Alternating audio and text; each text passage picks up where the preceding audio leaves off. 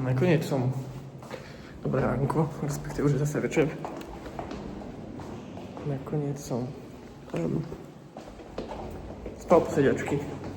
A nejako sme to prežili. Dneska bude ďalšia noc, uvidíme čo bude. Ale momentálne mám fušku. Pretože mi volal týpek na inzerát z X90, že niekde ostal stať a že vlastne nevie čo ďalej. Že čo s autom. A tam už vidím, prišiel po mňa v druhej X90. Jo, protože tady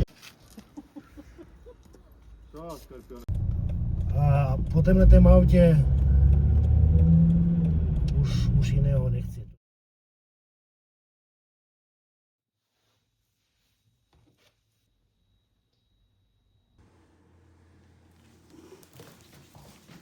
Takže dobré ránko. Deň choroby číslo 456, netuším. Ale dnes ráno som sa zobudil s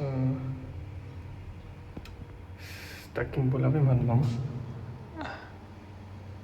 Pachnutým a boľavým, že už to bolo, že nevydržateľná bolesť. Takže som si dal 2 paralany a pomohlo to kus. Ale stále to je, že prúser, že fakt akože, že ťažko sa mi hovorí a žije. Tak.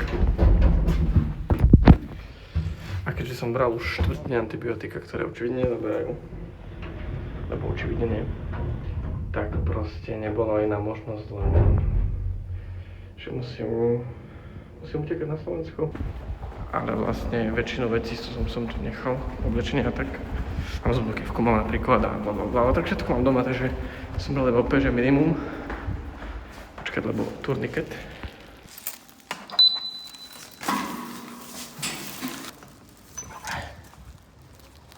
Smiešný odpad. Milujem, že v Prahe ešte aj odpad má svoj mysel pre humor. Čiže som sa tu veľmi dlho neohrial, no. Plus okrem toho mám ďalšie novinky, ktoré nie úplne splňajú očakávania toho, čo... Iné novinky, ktoré som dneska dostal cez telefón, o tom potom. Teraz je hlavne vybrať balíček, čo mi tu poslali s liekmi, zobrať si ho domov a ísť na stanicu, no, stihnúť to. Díky mami, že si mi poslala balíček. Ja akože nemusela si, hej, ani netrafila si úplne na môj rozmer, takže ja ti to nesiem osobne domov, čo ti na to.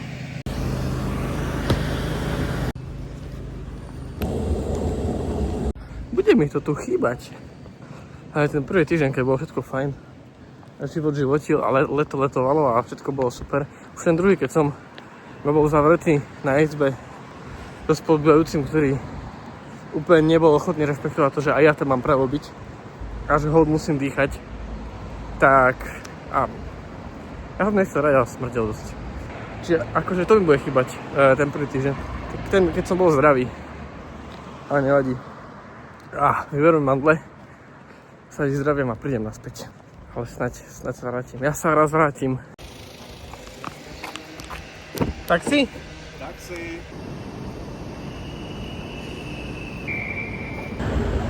Kamo, nečakal som, že dneska toto budem robiť, akože... Mal som ďalšieho typka, čo mi dneska písal o diagnostiku. Mal som... čo chcel dneska, potom jeden chcel na zajtra. Bohužel. To je najhoršie, že...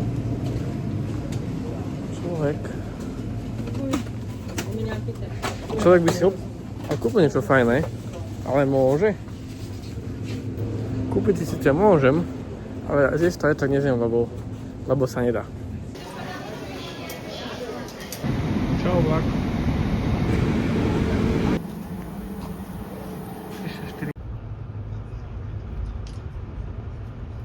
Welcome in Miner Cooper. Vítajte v kúpečku. Je 16:35.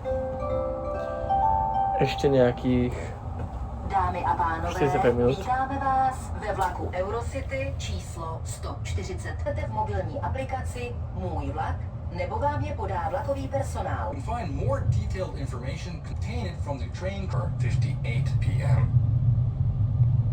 Skončil si? Dík. Cesta išla fajn. Som tu také dve babky stretol. A sme ja povedali celú cestu, takže to je v pohode. akurát tabletka od bolesti mi už ušla a boli to extrémne moje, neviem, či tam obsces alebo čo. Takže takto som zvedavý, že keď mi to vyberú, tie mandle, takže vlastne, že o koľko to bude horšie alebo menej zle ten pocit, tá bolesť toho, že keď to už bude vyvraté. Takže tak, idem si dať takú rutinu.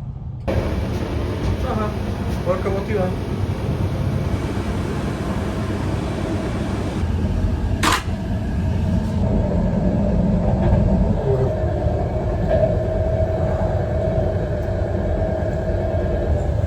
Už som skoro doma. Už vydržať. Vydržaj, pajanier! Vydržaj, pajanier! No, som nerad, že skoro pojem domov. Absolútne. Ale tak... Človek mení, Pán Boh mení. Máme tu 10. Jednu som aj jedol a bola výborná. Veľmi, veľmi dobrú som si zrobil. Akorát to má jeden problém, že to bolo relatívne veľké utrpenie to zjesť. Takže som jedol iba jednu, ale vlastne v pohode. Takže mám tam ešte dvojicu, ale tým, že to fakt bolo, že boľavé, tak som tu nepokračoval v tom radšej. Vlastne prečo som tu v tom vlaku a tak už som si toho polubavujúceho som tak trošku vyriešil, akože to, že som bol vtedy tam pýtať, tak to bol taký overreaction, ale proste ja som nevedel čo.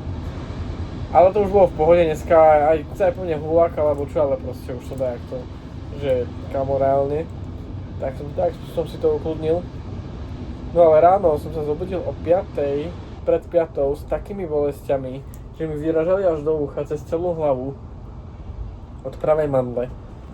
A som bol, že fú, kamo, že to začína byť, že fakt, že no nedobré, že proste, tak som ako vtedy som vstal, dal som si paralen a som sa ľahol spať a potom sa zobudil a som bol, že fú, kamo, že to asi nepôjde. Lebo mandle sa stále zväčšujú a už tá druhá je cez polku, takže keď aj tretia príde, tak sa zadusím a koniec. Čiže asi toto je jediné riešenie možné, ktoré bolo.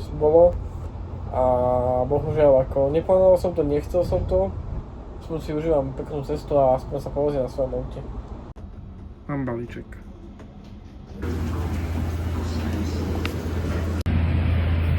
Cítim Slovensko. Páči sa mi tu.